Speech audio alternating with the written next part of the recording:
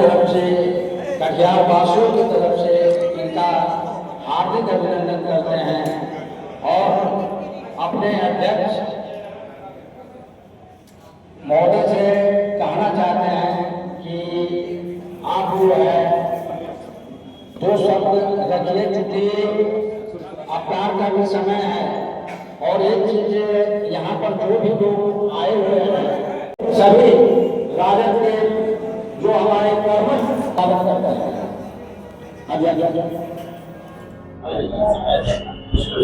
आज बिहार दौरे का मेरा दूसरा दिन है। कल हम लोग भागलपुर में थे, आज कटिहार में है, कल पूर्णिया, परसों किशनगंज, अररिया होते हुए मुख्तलिफ जगहों पे हमारी मीटिंग है। और ये मीटिंग प्योरली मैं राष्ट्रीय जनता दल अल्पसंख्यक प्रकोष्ठ का राष्ट्रीय अध्यक्ष हूँ और उसी के हैसियत से मैं घूम रहा हूँ।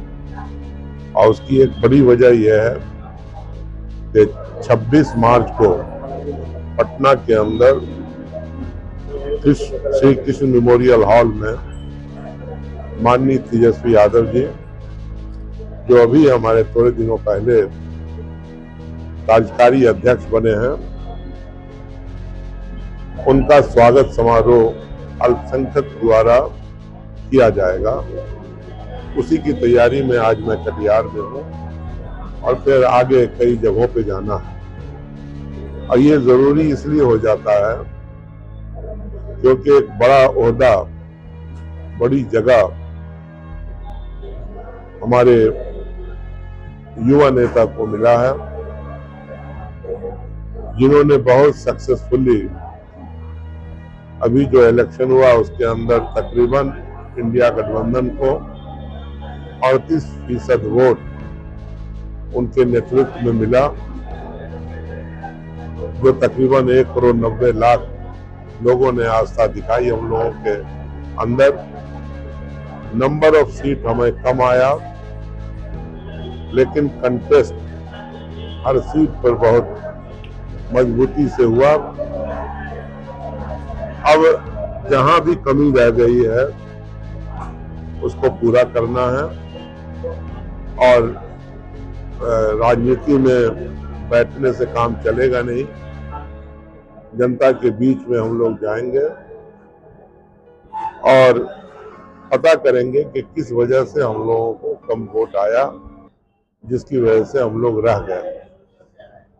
और अभिनंदन समारोह के जरिए ये बताने का काम करेंगे कि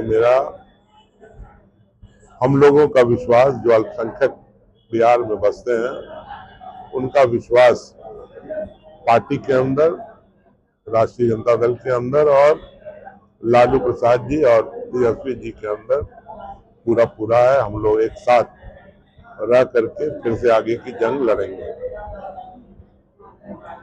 सर, वर्तमान में जो बिहार की राजनीतिक परिस्थिति है, नीतीश जी अब राज्यसभा जा रहे हैं, राजद के आगे की लड़ाई किस तरह से देख रहे हैं आप लोग, किस तरह से? देखिए, ये बात इलेक्शन के दौरान भी हमारे लीडर ने भी, हम लोगों ने भी उठाया था। देखिए, ये भारतीय जनता पार्टी का सबसे बड़ा खेल है कि वो अपने सहयोगियों को निगल जाती है। ये कोई पहली दफा नहीं हो रहा है। कोई नीतीश कुमार प्यार मोहब्बत से जगह नहीं छोड़ रहे हैं, उनके साथ कहीं ना कहीं जबरदस्ती हो रही है। अगर आप याद करें कि भारतीय जनता पार्टी जब किसी की भी सहयोगी बनती है तो उसका हाल ये करती है कि वो किसी हाल में बचे ही नहीं। चाहे अकाली दल को याद करिए, हाशिए पे चली गई, वहां एक नई पार्टी आम आदमी पार्टी आ गई और वो कहीं कंपटीशन में नहीं बचे। आप देख ले बीजू जनता दल, जो अंदर बाहर से मदद करते थे भारतीय जनता पार्टी को, उनको भी किनारे करके वहां सत्ता में आ गई भारतीय जनता पार्टी। और सबसे बड़ा उदाहरण देश के अंदर और भी हरियाणा के अंदर, तो छोटी पार्टी, रीजनल पार्टी को भारतीय जनता पार्टी छोड़ती नहीं है, हजम कर जाती है। शिवसेना सबसे बड़ा उदाहरण, पहले बागी बना करके चीफ मिनिस्टर बनाया, और जब इलेक्शन हुआ तो उसको हटा करके उप मुख्यमंत्री बना के किनारे कर दिया। तो ये आज से कोशिश नहीं हो रही थी जनता दल यू को निगलने की। हम लोगों ने बराबर कहा इस बार, 2015 में भी कोशिश हुई, क्योंकि तो उस वक्त हम लोगों का समझौता हो गया था नीतीश कुमार जी से, इसलिए वो बचे। 2020 में फिर प्रयास हुआ। अगर उस वक्त इंडिया गठबंधन को इतनी सीटें नहीं आई होती, थोड़ा बहुत का फर्क होता हो, तो उस वक्त भी भारतीय जनता पार्टी इस सीट को कब्जा कर दी। और इस इलेक्शन से पहले तो बिल्कुल लगता था, मेरे एक भारतीय जनता पार्टी के ही लीडर से बात हुई थी, उसको मैं नाम नहीं लूंगा, दोहराता हूं कि अगर नीतीश जी नहीं हटेंगे तो उनको हम लोग बीमार आदमी डिक्लेयर कर देंगे। हमने कहा वो तो सेहत से कमजोर हैं, तो अभी क्यों नहीं कहते हो कि भारतीय जनता पार्टी सत्ता में आएगी? तो बोले वक्त पे ये सब काम हो जाएगा।